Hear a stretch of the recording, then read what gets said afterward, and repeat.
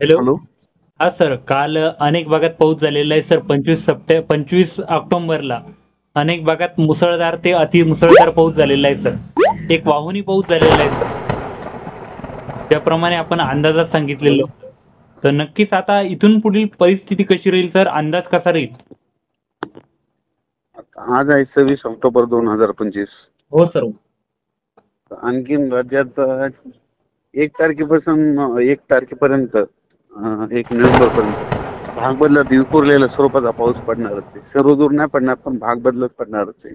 हो सर, बरोबर. काही भागात जास्त, कुठं तुरळक, कुठं सोडून देखील देणार आहे.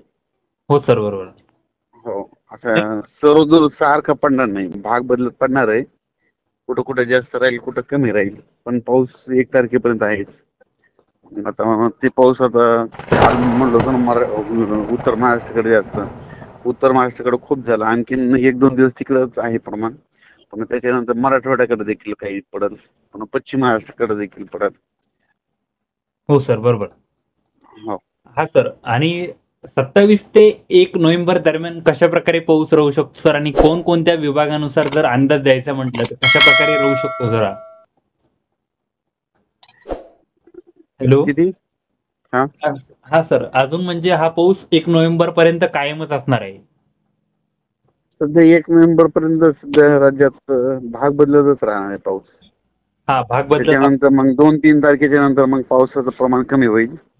मग काही ठिकाणी 1-2 तारखेनंतर थंडी देखील क्लाउडली ढगाळ वातावरण राहील, पण त्याच्यानंतर पाऊस मग कमी होईल.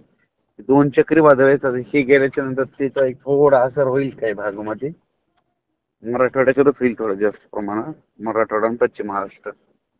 हा सर, बरोबर. आणि सर, माझं एक अजून एक म्हणणं आहे की आता थंडीचे दिवस आहे, म्हणजे हा जो महिना आहे, आता नोव्हेंबर महिना देखील थंडीचा असू शकतो का, यामध्ये देखील पावसाची शक्यता असू नाही नाही, शकते सर?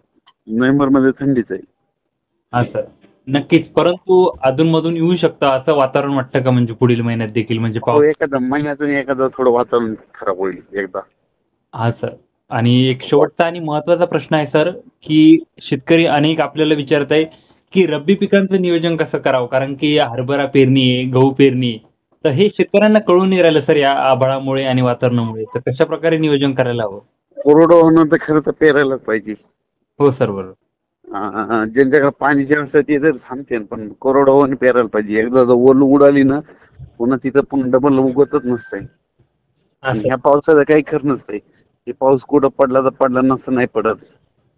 हा सर, आणि बरोबर. जिथं पडला तिथं जास्त पडतंय, कुठं सोडून बी देतं. त्याच्यामुळे ह्या पावसावर जास्त डिपेंड राहायला नाही पाहिजे. हा सर. पेरून टाकायला पाहिजे. आम्ही कोरडवचे पेरून टाकले, उगवलेत आमचे. हो सर, आणि नक्कीच हा जो हं. पाऊस असतो हा अवकाळी पाऊस असतो सर, हा काही मान्सूनचा पाऊस नाही. म्हणजे सर्व दूर पडत नसतंय. हा, कुठं पडेल. त्याच्यामुळं पेरणी आता जे राहिले ते देखील आता ना, उद्या परवा देखील पेरू तर काय होत नाहीये समजा. हा. उगवायला हरभर 8 दिवस लागतात. हा सर, बरोबर. आणि त्याच्यात चांगलं निघत आहे बी, सगळ्या गोष्टी होतात. हा सर.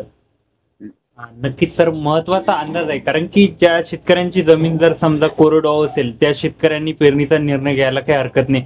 आणि दुसरं म्हणजे एक महत्त्वाचं सांगितलं की या दिवसाचे जे पाऊस असतात तर ते म्हणजे नक्की कुठे पडेल बुवा, किती स्वरूप राहील, कसं राहील, हे सांगता येत नाही, क्लिअर नसतात. हा काही मान्सूनचा पाऊस नसतो.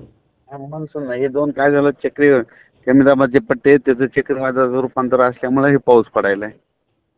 हा सर, बरोबर. आणि नोव्हेंबरमध्ये देखील पावसाची शक्यता आहे, आणि आपापलं पेरणीचं शेतकऱ्यांनी नियोजन करायला हवं.